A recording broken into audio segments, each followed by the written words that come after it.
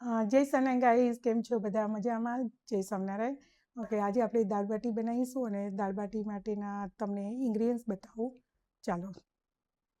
Okay, બાટી માટે મેં ઘઉંનો એટલે આપણે ભાખરીનો લોટ કહેવાય એ લીધો છે, થોડો જાડો આવો કકરો લોટ. અને મૂળ માટે મેં તેલ લીધું છે, સોલ્ટ, જીરું, મરી પાવડર અને વરિયાળી અને થોડાક pinch of baking soda add કરીશું એમાં. અને પછી હું તમને લોટ બાંધું કેવો બાંધવાનો ને એ પણ બતાવી દઉં. જુઓ, બધું મેં એડ કરી દીધું છે, તો ચાલો હવે આપણે લોટ બાંધવાની તૈયારી કરીએ. જો મૂળ પણ એડ કરી દીધું છે ને, હવે મોવાઈ જાય એટલે આપણે લોટ બાંધીશું, પાણી એડ કરીશું. જો લોટ સરસ એ થઈ ગયો છે, તો હવે એમાં આપણે પાણી એડ કરીશું. આપણે છે ને ભાખરી જેવો લોટ બાંધવાનો છે, એટલે લોટ બંધાઈ જાય એટલે આપણે ગોલા વાળી દઈશું. જો આપણો લોટ એકદમ સરસ પરફેક્ટ થઈ ગયો છે. હવે એને આપણે થોડું 10-15 મિનિટ રેસ્ટ આપીશું અને પછી આપણે લોયા વાળીશું. કે આપણે દાળ બાટીની દાળ બનાવવા માટે મેં અહીંયા તુવેરની દાળ લીધી છે, મસૂરની દાળ, મગની દાળ ફોતરાવાળી અને મગની મોગર. કે તમારે માપ જે રીતે તમને ગમતી હોય એ પણ દાળ લેવાય, અને તમારે વધ ઓછું કરવું હોય તો મેં અડધો કપ તુવેરની દાળ અને 1/4 મેં આ 3 દાળ લીધી છે. હવે એને ધોઈને અને બાફી દઈશું આપણે.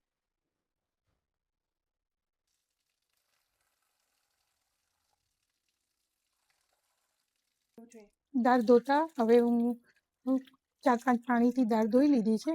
હવે એને 5 મિનિટ 10 મિનિટ માટે હું પલળવા દઈશ ને પછી સીટી મારી લઈશ.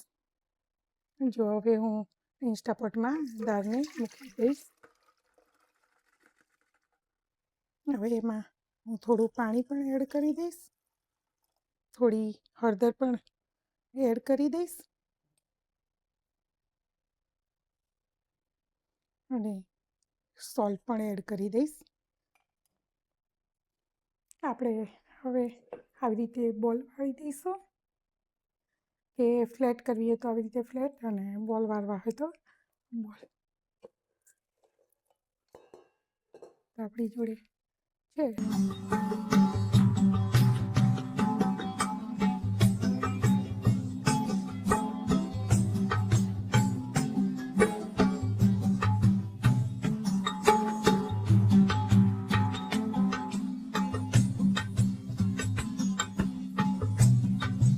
આ રીતે આપણે બધા જ બોલ પાડી દઈશું અને પછી બોલ બધા વળી જાય એટલે હું તમને બતાવું.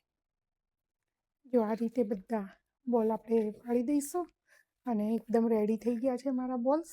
હવે એને ઓવનમાં મૂકવા હોય તો ઓવનમાં, પણ મારી પાસે બાટીનું કુકર છે તો એમાં કરીશું.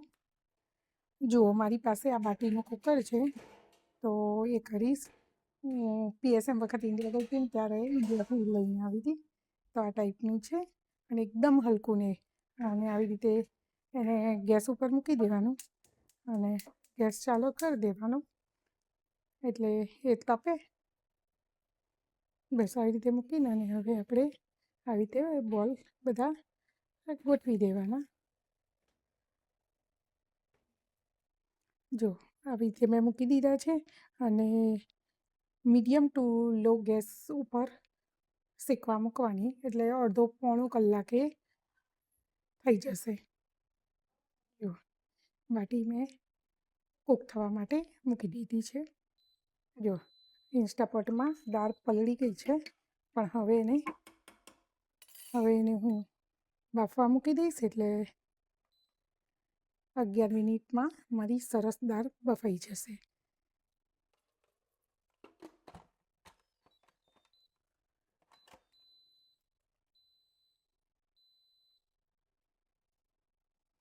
આપણે દાળ બનાવવાની છે તો એના માટે દાળ માટે ટામેટાં કટ કરી લઈશું. તો મેં 3 ટામેટાં લીધા છે અને એને નાના નાના ડાઈસ આપણે કરી લઈશું. અને બીજા મારે ચટણી માટે જોઈએ છે તો એ પણ કરી લઈશું જોડે જોડે.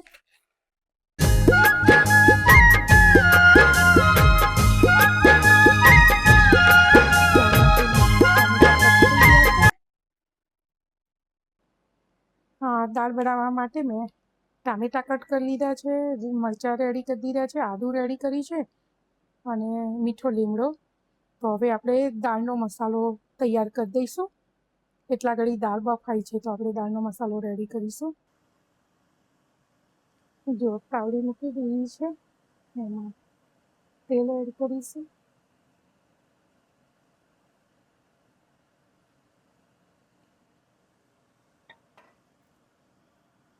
ઓકે, તેલ આવી ગયું છે. હવે તેલમાં આપણે જીરાનો વઘાર કરીશું.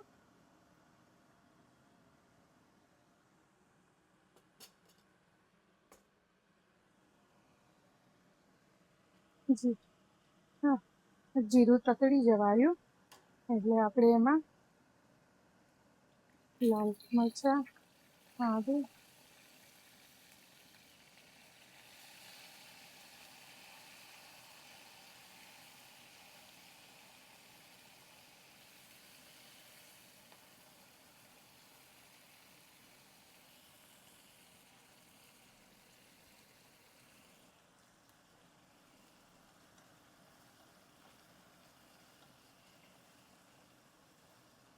આપણે દાળમાં મીઠું એડ કર્યું હતું ને એટલે ખાલી થોડુંક જ મીઠું નાખીશું.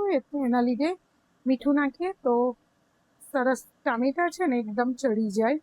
એટલે એના માટે આપણે થોડું મીઠું નાખીને અને હલાવી અને હવે થોડી વાર આપણે ચડવા દઈશું. જો હજુ ટામેટાં ચડ્યા નથી એટલે થોડી વાર આપણે ચડવા દઈશું ટામેટાં. જો ટામેટાં ચડી ગયા છે તો હવે રજવાડી મસાલો એડ કરીશ. એમાં થોડુંક હળદર, મરચું, ધાણા જીરું એટલે આપણો દાળનો મસાલો એક બાજુ રેડી થઈ જાય. એટલે દાળ ચડે એટલે એમાં ખાલી એડ ઓન કરવાનું રહે. આપણે એમાં આપણે થોડું લીંબુ પણ એડ કરી દઈશું.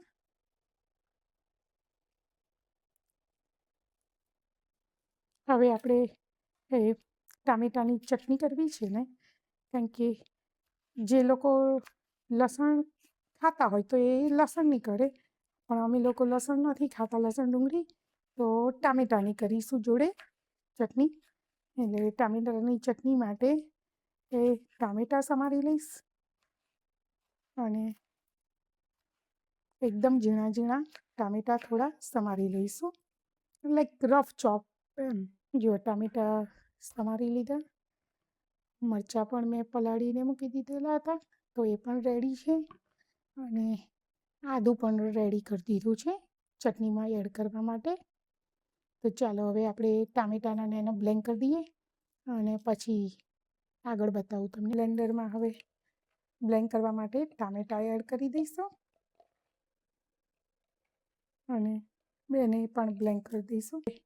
એમાં આદું પણ એડ કરી દઈશું અને મરચાં પણ એડ કરી દઈશું. એમાં થોડું સોલ્ટ પણ એડ કરી દઈશું આપણે. ચાલો હવે એને બ્લેન્ડ કરી દઈએ આપણે. જો ચટણી પણ બ્લેન્ડ થાય છે. ચટણી માટે આપણે તેલ થોડુંક એડ કરી દઈશું. હવે એમાં આપણે જીરું એડ કરીશું.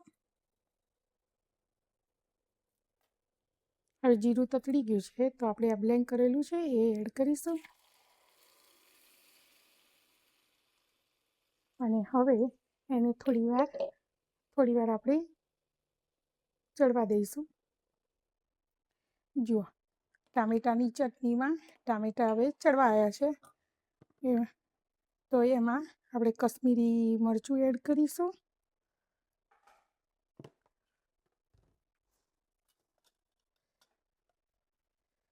ધાણા જીરું એડ કરીશું થોડું. મીઠું તો આપણે બ્લેન્ક કરતાં જ એડ કરી દીધું હતું. અને હવે થોડીક વાર કૂક થવા દઈશું એને, એટલે આપણી ચટણી રેડી થઈ જશે. મેં બ્લેન્ક કરવામાં આદું, લાલ મરચાં, સૂકા મરચાં પલાળેલા એ લીધા હતા, ટામેટો લીધો હતો. અને બસ અત્યારે મારે આટલું જ એડ કરવાનું છે, એટલે આપણી ચટણી રેડી થઈ જશે. અને જે લોકો લસણ ડુંગળી ખાતા હોય એમને લસણવાળી રેડ લસણવાળી ચટણી, પણ અમે લોકો નથી ખાતા તો અમે આ ટામેટોવાળી બનાવીએ છીએ. જો બાટી હવે થઈ ગઈ છે એકદમ સરસ.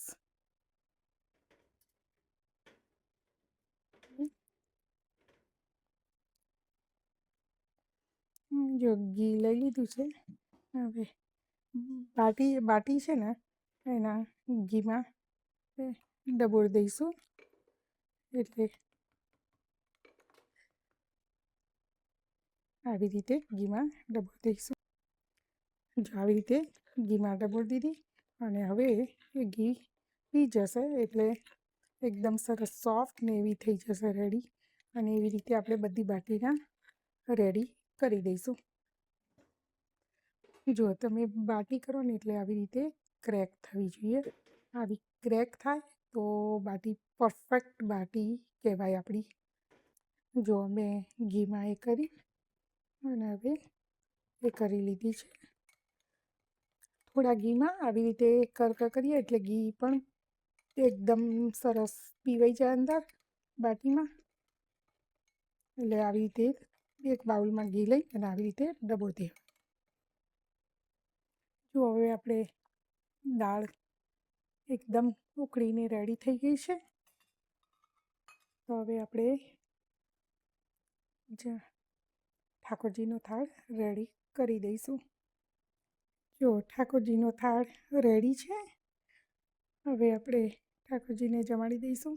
અને જે લોકો ઓનિયન ખાતા હોય તો એ સલાડ તરીકે ઓનિયન પણ યુઝ કરી શકે.